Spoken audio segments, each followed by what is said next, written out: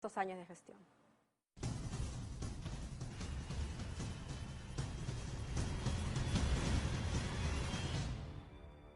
A golpe de sobresalto nos asomamos al Bicentenario.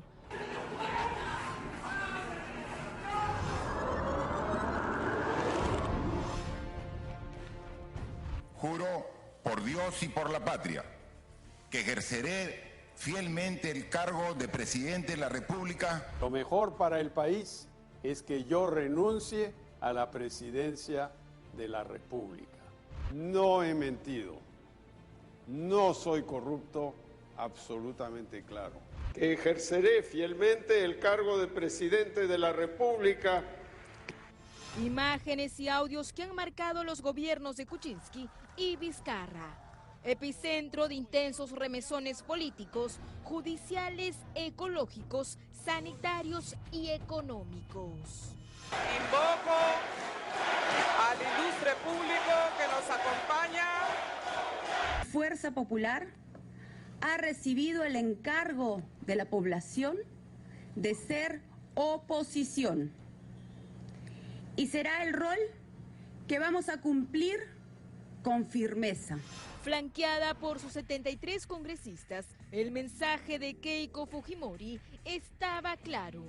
Fuerza Popular no le iba a allanar el camino al gobierno de Pedro Pablo Kuczynski tras aceptar la derrota electoral. Los acostumbrados bailes de PPK desde que era candidato serían cosa del pasado. El hermetismo y las disputas se abrirían paso. Y no nos dejaremos pisar por una mayoría en el Congreso. En el Congreso la respuesta de la oposición fue fáctica, la censura al exministro de Educación Jaime Saavedra. Ha quedado aprobada la censura. El caso Chinchero fue otro blanco de cuestionamientos. PPK perdió a 2 ministros más, entre ellos al entonces titular de Transporte y Comunicaciones, Martín Vizcarra. Es decir, 3 ministros en menos de un año. He presentado mi renuncia en el cargo de ministro de Transportes y Comunicaciones. Las pullas entre el Congreso y Ejecutivo no pararon y se agravaron aún más cuando empezó a llegar información desde Brasil por el caso Lava Jato. En el 2016 un mega escándalo de corrupción salpicaba a la clase política latinoamericana. La nuestra no fue la excepción. El expediente Odebrecht abrió un abanico de revelaciones, acorralando a la cúpula política.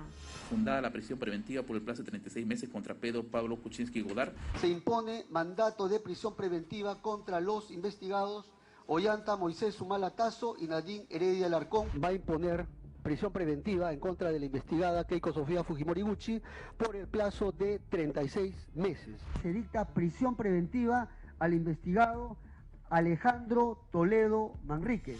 Una avalancha de prisiones preventivas. Se trata de exmandatarios y políticos de todas las tiendas señalados de recibir coimas de la empresa brasileña Odebrecht.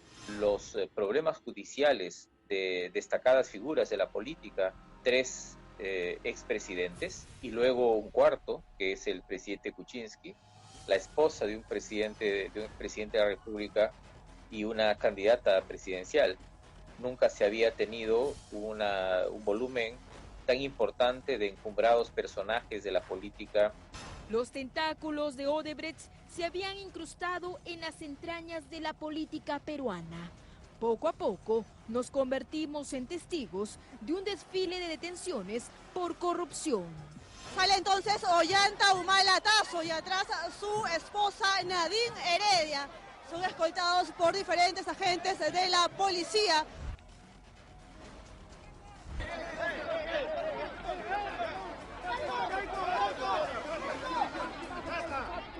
Y mientras las investigaciones por el caso Lava Jato seguían su curso, el niño costero provocaba destrucción y muerte en el norte de nuestro país. Estamos viviendo una tormenta muy fuerte. Era la furia de la naturaleza que arrasaba con todo a su paso. fuertes lluvias e inundaciones. Un apocalíptico escenario que se vivía paralelamente con momentos relevantes en la política peruana. El mandatario en ejercicio, Pedro Pablo Kuczynski, fue sometido a un primer proceso de vacancia presidencial por las asesorías que su empresa Westfield Capital le había dado a Odebrecht. Que desde el 2004 hasta el 2007, la concesionaria Trasvase Olmos realizaba depósitos a Westfield Capital Limited por un monto total de $782.207. Westfield Capital Limited está registrada a nombre de Pedro Pablo Kuczynski. En este capítulo, Kenji Fujimori se convirtió en una pieza clave. Evitó que la moción de vacancia prosperara, pero Kenji no solo salvó en ese entonces la presidencia de PPK, sino que también quebró a la bancada fujimorista.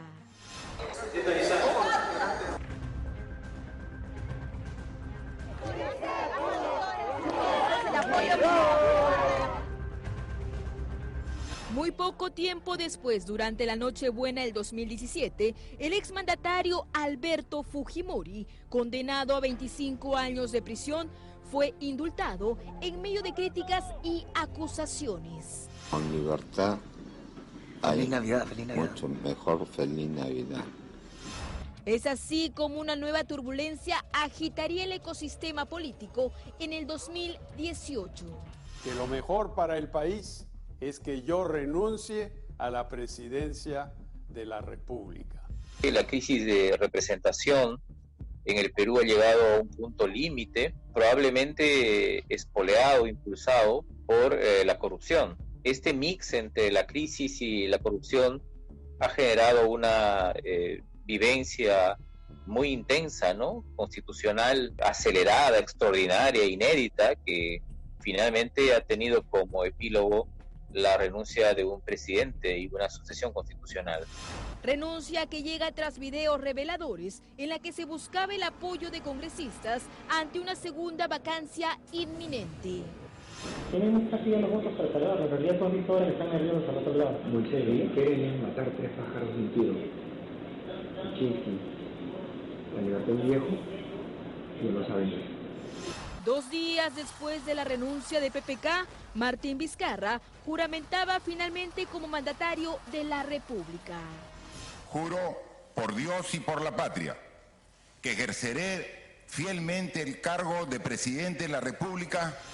A partir de julio del 2018, un escándalo vino de la mano con un esquema de corrupción liderado por un poderoso grupo de magistrados. Ya, ¿qué es lo que quieren? ¿Que le bajen la pena o que lo declaren inocente? Decenas de audios pusieron al descubierto una red que involucraba a miembros del Consejo Nacional de la Magistratura, órgano encargado de elegir jueces y fiscales.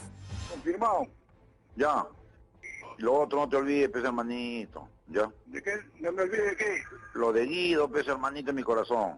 ¿Cuál señora, hermano? Así en forma genérica. ¿Señora qué? Acá. La que usted fue a su casa, pues, y le dio Panamá. La fuerza número 1. A fines de 2018 y gran parte de 2019, los reflectores se centraron en la principal líder opositora, Keiko Fujimori, investigada por 4 delitos, incluido el de lavado de dinero para financiar sus campañas electorales de 2011 y 2016.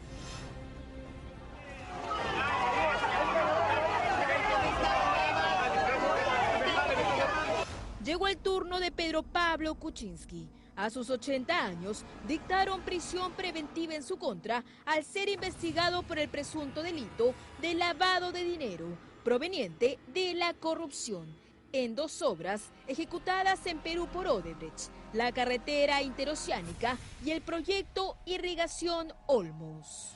No tiene sustento, nada más. He estado un montón de veces en la fiscalía, he explicado todo. Los funcionarios de Odebrecht lo han explicado a la saciedad. Aquí no hay absolutamente nada. Otro exmandatario presuntamente involucrado en esta red de sobornos fue Alan García Pérez. Tener miedo de eso no lo encontrará en mí. Yo soy un hombre que se aproxima a los 70 años. Cumplió 2 presidencias. He hecho incorporamos 130.000 hectáreas de tierras arenosas a la agricultura del Perú y 110 hospitales en 2 gobiernos. El 17 de abril de 2019, el expresidente se disparó en la cabeza cuando la policía iba a detenerlo en su casa por presuntos sobornos vinculados con Odebrecht. Debemos decir que el presidente García ha dejado de existir hace algunos minutos.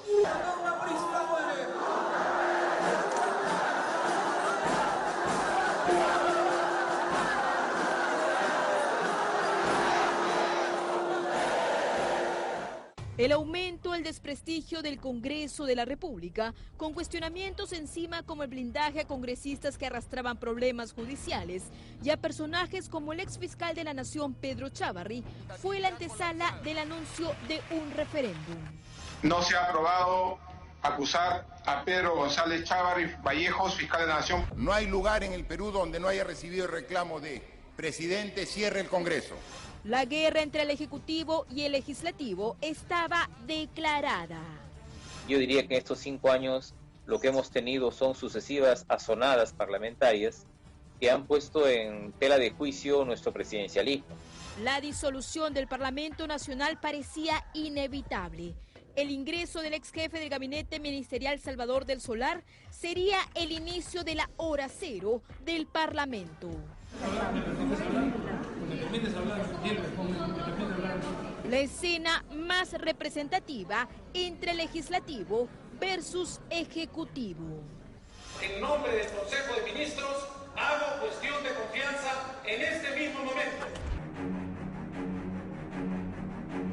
He decidido disolver constitucionalmente el Congreso. Sí, juro.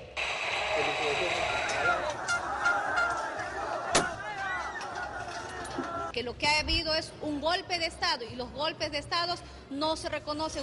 Un choque constante que devino en nuevas elecciones parlamentarias en la instalación de un flamante Congreso de la República. Con todas las dificultades que tenemos, crisis más pandemia, más problemas políticos en la crisis de representación, sí aparece la elección del otro año como una especie de promesa política para mejorar las cosas. Y mientras la política daba manotazos de ahogado, la economía se resentía, provocando un deterioro sustancial en las familias peruanas. Esto se agravó después a partir del 2016 y sobre todo el 2017, 2018 y 2019, con los actos de corrupción que se fueron descubriendo y que también empeoraron mucho, ¿no?, el comportamiento de la economía peruana. Obras paralizadas, inversiones frustradas. La desaceleración económica por la crisis política se acentuó por diversos factores estructurales. También ha habido factores estructurales, ¿no?, que ya se venían heredando de antes, pero que ahí se mostraron con mayor intensidad, como por ejemplo la incapacidad del sector público, ¿no?, gobierno nacional, gobiernos regionales y gobiernos municipales, de gastar en inversión en forma creciente. Varios de esos años, inversión pública decreció, se achicó, y ese era un problema básicamente de gestión, que no se ha sabido resolver hasta el presente. Ahora el mix de la corrupción, la informalidad y la pandemia agravaron más nuestra economía. El Producto Bruto Interno cayó en mayo a un 31.2%, tercer mes consecutivo de fuerte contracción, debido a una cuarentena decretada por el gobierno, que buscaba frenar el avance del coronavirus. La razón principal por la que la economía peruana va a registrar tal caída, tal recesión, mayor que casi toda Latinoamérica, es que en el Perú hay informalidad. La corrupción que campea en las calles y la pandemia se conjugaron para dar paso a las actividades donde el más necesitado es el perjudicado, como la venta de medicamentos a precios muy altos y los oscuros negocios que adulteran medicinas COVID-19. La deficiencias en el sector salud durante las últimas décadas ha dejado escenas dramáticas, sin equipamientos, sin infraestructura y muchas veces los pacientes a su suerte. La pandemia ha desnudado estas problemáticas en su máxima expresión. ¿No tiene que tender adentro en el tópico? No, está lleno. ¿Ah? Está lleno. Una silla, por favor. Esta precaria situación del servicio de salud pública antes de la pandemia nos hacía predecir el caótico escenario que se nos venía. Lo que el Perú gasta en salud, sea por el lado público, que es Ministerio de Salud, o la Seguridad Social, que es con el aporte de los empleadores, o de las sanidades, o de las municipalidades, o del sector privado, la suma de todo eso es más o menos el 5.5% del Producto Bruto Interno.